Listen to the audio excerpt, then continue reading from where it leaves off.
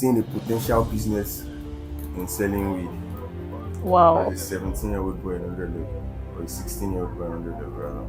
Living life anyhow. Like I was just doing my stuff, and I don't know if it's God or devil that now did it, and I met people that would help me spoil my life very well.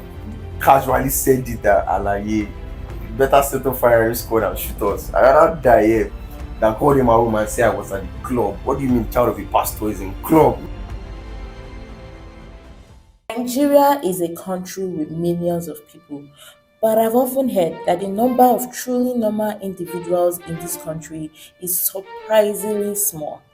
Some people will say people wey normal for this country no pass one or two. Many Nigerians would agree with that notion.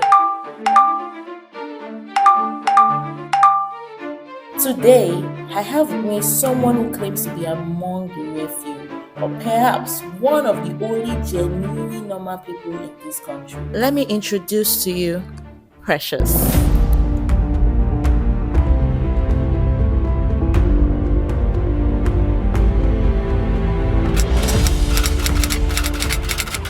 What is Precious like? I think in terms of basic stuff, I think I'm a pretty normal guy. I do normal stuff. Precious is someone that believes that everything is possible if you set your mind to it. Growing up, there were some things that a lot of people said I could not do that I've found myself doing now. I used to be very, very small and skinny and sickly. Let me put it that way. I was not always sick, but I looked the part. So I remember when I was growing up, I was in one school, I think my primary school. They banned me from playing with other children because they thought I would die while playing because I was so small. Yellow eyes and boring story. I'm already getting teary. Let's cut it.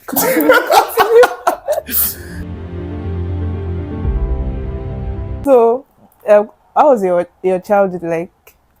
Yeah, I think my childhood was like pretty much boring because my parents were like pastors and teachers. How can you be talking and still win?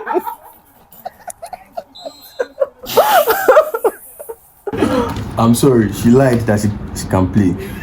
So it's not as if I deliberately. You can play now. It's not what I'm saying. Sorry, I know.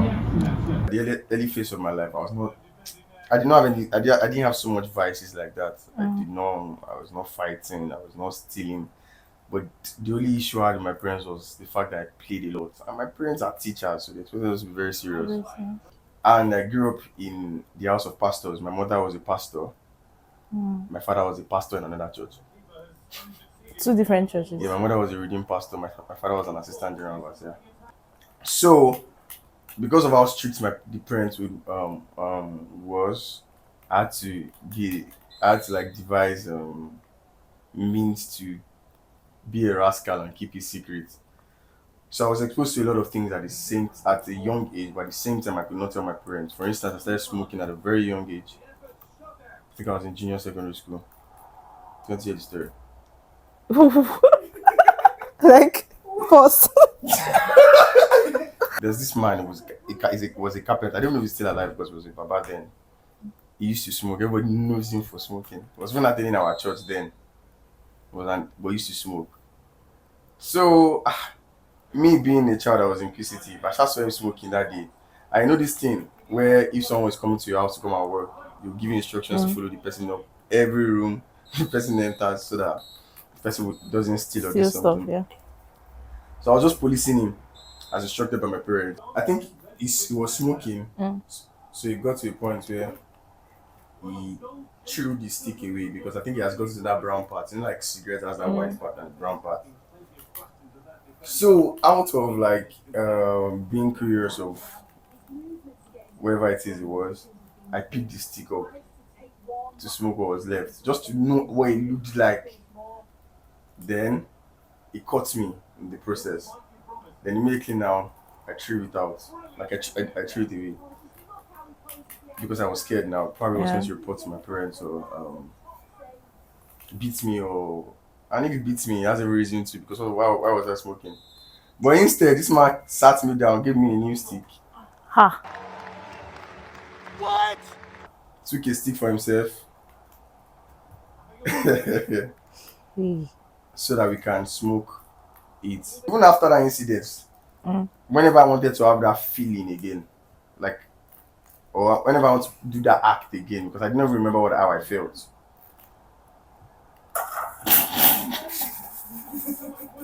I think we should focus on what you're saying Yes, that. because this part, No, please, play on. this part is very, very Yes, interesting. I remember I would go and cut maths. Maths. Wow. Innovation. The olden days math, that's all that look like, and it's flammable. Like, Yeah. if you light it on fire, it will not burn, but it will be burning inside. So I used to smoke that then. Up until, because I cannot afford cigarettes now. Please don't judge.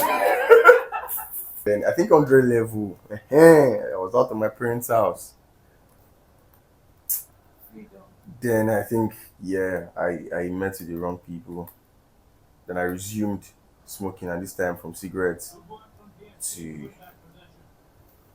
smoking weed. That's marijuana. So I told you I had like a hustle mindset now. To seeing a potential business in selling weed Wow. as a 17-year-old boy in 100 level, or a 16-year-old boy in 100 level rather. So because of the people associated with it, there were so many vices that came into my life. Started partying, going to club, and all of those stuff. Until one time where I almost got shot. Where we went to the club in. Are you in this game? I mean the story. Let's drink back, please. I mean the No story. water. No, fine. So we're always going to club. Until one particular day when it was my friend's birthday celebration. He had his birthday during the week, so we decided to go to the club. I can't remember the day of When the was week. this? 2017. Mm. I was in 100 level. I think I was almost done with 100 level. And so we went to the club with my guys now. I know still boys. We went to the club to celebrate our guy's birthday. So it took us for the school cultists that came to attack one of their people. That's like the street cultists. So it sure became like a pandemonium. They were beating a lot of us. Me, they did not beat me because I just knew. But they beat most of my guys. First time I realized that guns could be common. Like very, very common. And these guys are with guns, machetes, cutlass. What do they want to use it for? They want to shoot us. But I think the owner of the club, or the manager of the club slash hotel, came, he intervened, he even called the police. So they wanted to intervene to reduce the whole problem. And at some point, the solution was that was after we had proved our innocence. The solution was that they take us to the police station for safety reasons, so that we don't get attacked by this angry mob. And while we're in the police station, we can now reach out to our family to probably come and bail us or claim us. And at that point, I knew that if I could never be in that place, because if I should call home and tell them that I had an issue with cultists, I'm in the club, my mother would just die. She doesn't have high blood pressure and die. So me, I just casually said it that Alaye, better set up firing squad and shoot us. I rather die here than call them at home and say I was at the club. What do you mean child of a pastor is in club? Me myself, I was already a pastor in children's church, always preaching, and I think that was like the last time I had to step my. Even while I was not a Christian, I just knew that this club thing, shooting was a line I was not ready to cross. Even all this time, I was like, in quotes, practicing Christian. That's why I call it false Christianity. Because I could preach, I could teach. And that is why even now, I don't think, out of many things you can use to deceive me as a Christian, I don't think drama is one of it. Mm. Because if it's drama you want, I've acted drama all my life. Wow. While I was in the world, because of expectations as a pastor's child or as a young pastor, you had to act drama. Like, so I could literally do crazy stuff yesterday, and today, oh, God is speaking. So if it's church drama you want, I knew every kind and form. I knew how to fit into character of that, because I was a model. I was a model of what a child of God should look like. My mom was a pastor. So even my parents, for the longest, they did not know, because I was just living life anyhow. Like, I was just doing my stuff. And I don't know if it's God or devil that now did it and I met people that will aid and support. Since I've chosen to walk in that path and I met in 100 level and I met people that would help me spoil my life very well. You want to come play game? Come. When are you coming?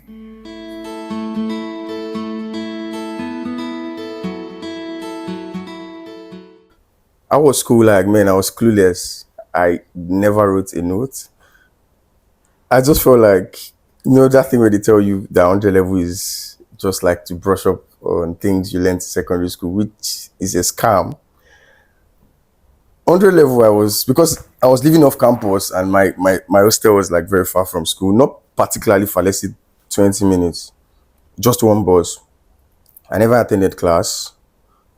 I was just at home because we did not have a faculty in the main campus. We knew we were going to engineering campus, and I remember my mother bought me this 10 uh, 10 subject notes where she wrote my name and she was like, I was going to write I remember after my 100 level, she saw the notes and there was nothing there. I just had to lie that but other notes, but I didn't do anything particular. I only went to class to go and copy somebody. Somebody, and after first semester, I did averagely well. It was not even above average. Second semester too, we getting to Ekpe, which was engineering campus, was like a different ball game.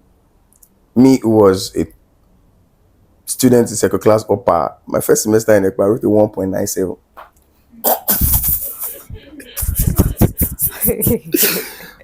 I'm not even, and it's not as if I failed a lot of courses like that though, but I was just having D. And the D self was that you see your course D and you're thanking God because about 50 people have completed on the group that they failed. It was crazy. So it was 200 level second semester. I remembered. Hey, what was that thing they used to say? Remember the child? Where you're coming from? Yeah.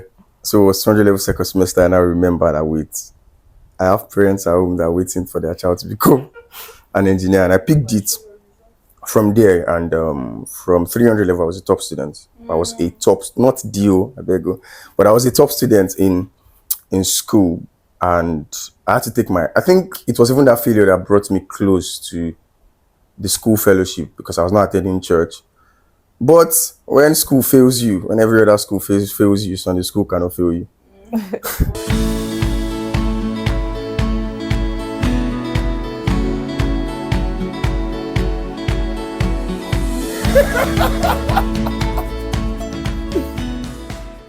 (2018) after my first semester result, when I had a 1.97 GPA.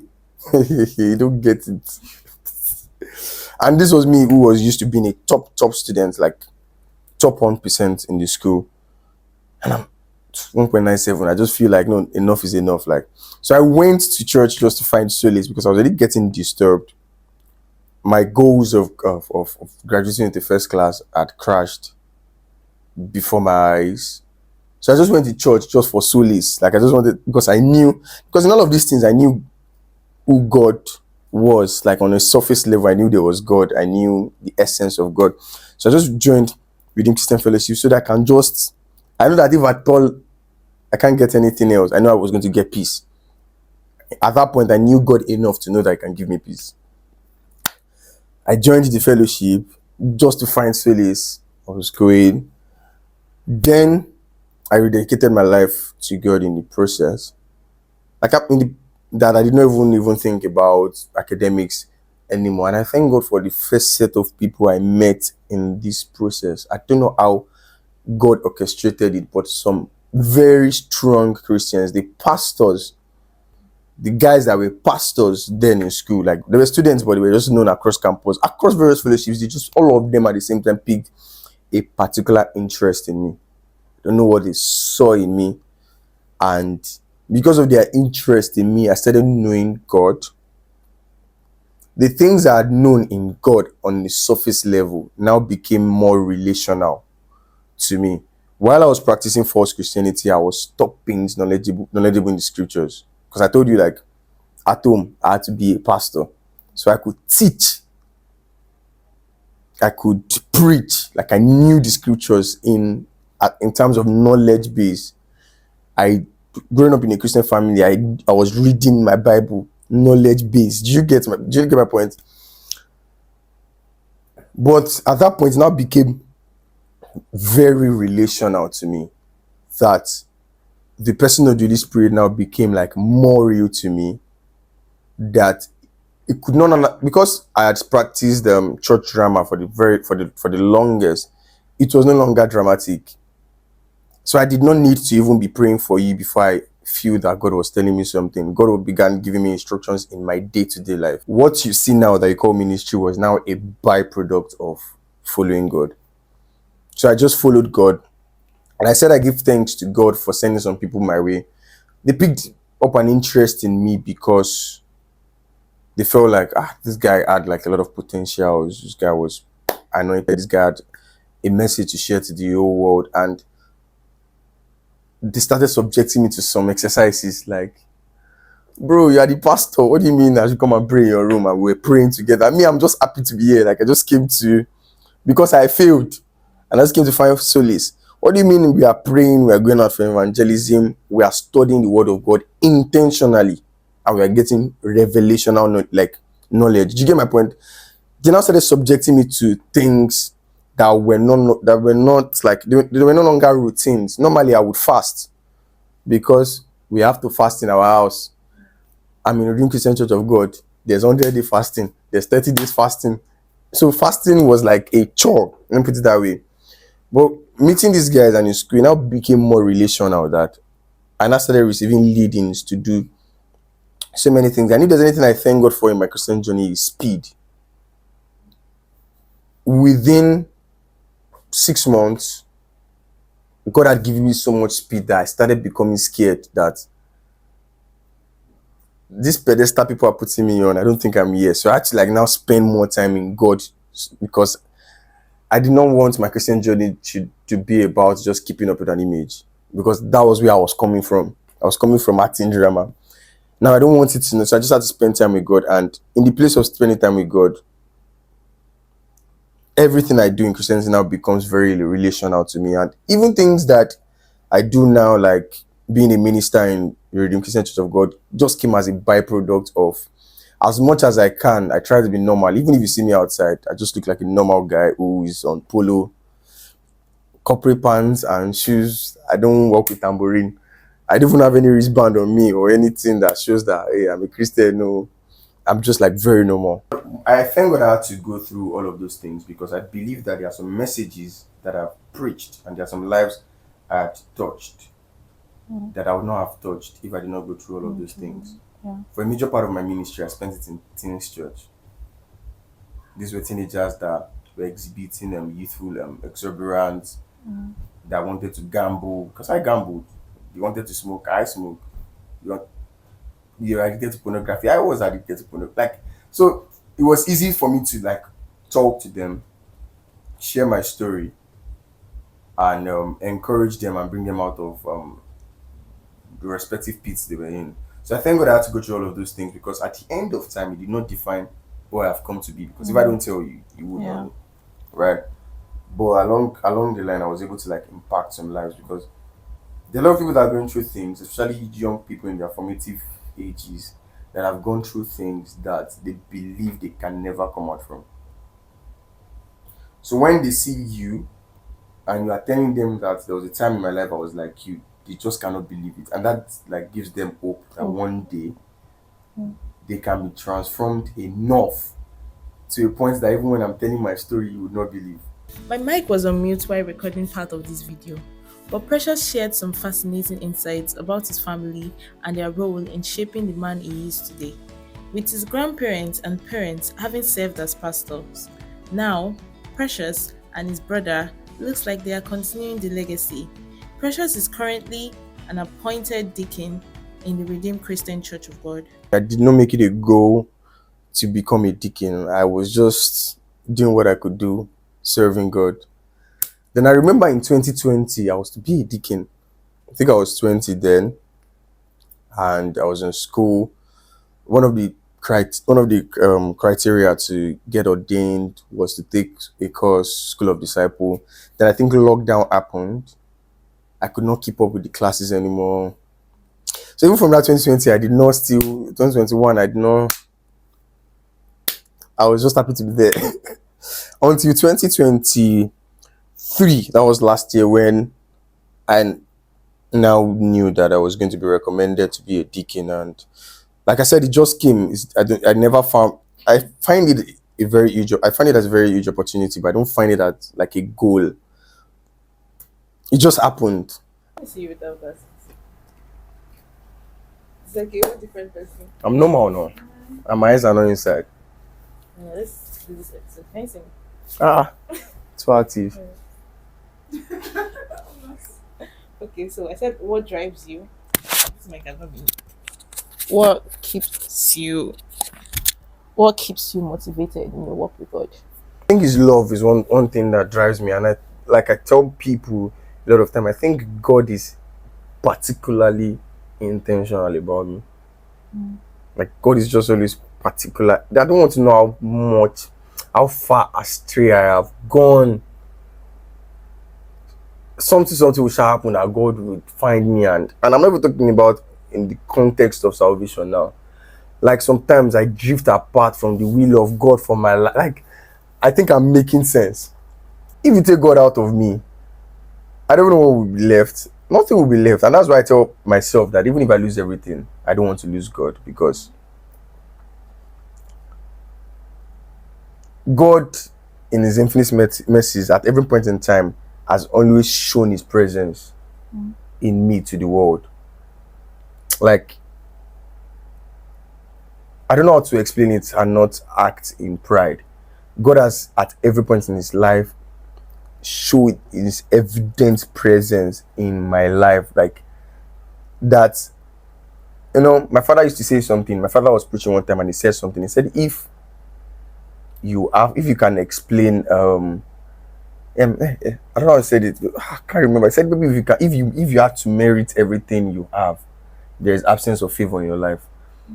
I'm not quoting him exactly, but I think that was like what the message he was trying to pass.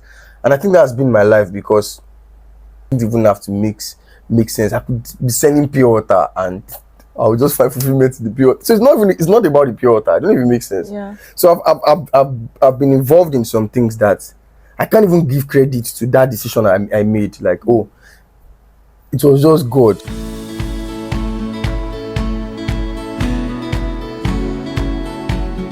I asked Precious to explain Web3 like he's explaining it to a 5 years old. I think the 5 years old that Precious has in his head is a genius. But yeah, this is how he explains it.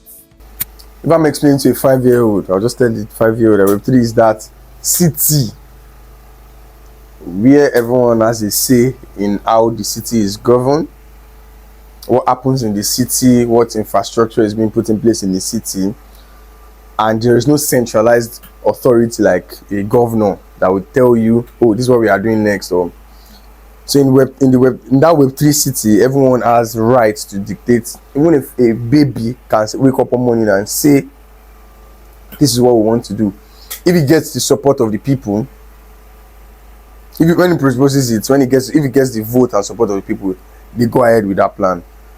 So Web3 is governed by decentralization. Decentralization means there is no centralized authority, meaning there's no monopoly or that one man mopo where they are dictating what they want to do. So if you want to talk about it in the finance space, Web3 in the finance space is like decentralized finance, whereby there are financial transactions that are open and transparent to everyone, and these transactions are governed by blockchain technology, such that I can check any transaction that has gone on in the past, that is going on right now, to from where to where. Like, it's just open source and transparent. I hope you get it, and if you don't get it, go and learn more about it. Like, subscribe, and share, and also leave an honest comment.